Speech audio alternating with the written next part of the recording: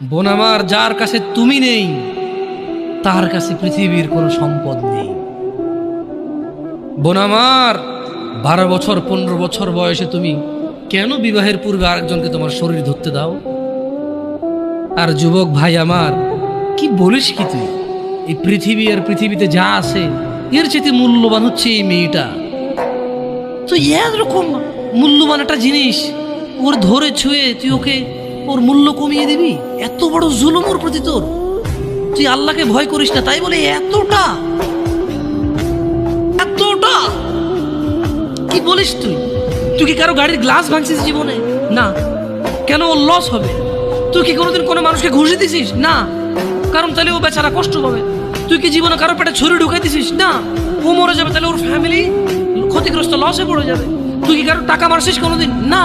তাহলে ওর ফ্যামিলির টাকার কারণে কষ্ট পাবে। তাহলে তুই এত ছোট ছোট বিষয়গুলো খেয়াল রাখিস যে আরেকজনের লস হবে?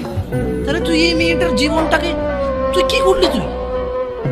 তুই পুরো পৃথিবী আর পৃথিবীতে যা আছে সবকিছু বিক্রি করলে যে সম্পদ হবে, সবকিছু অর্জন করলে যে অর্জন হবে, এর চাইতে মূল্যবান তুই ওকে সতীত্ব থেকে বের করে নিয়ে আসলি।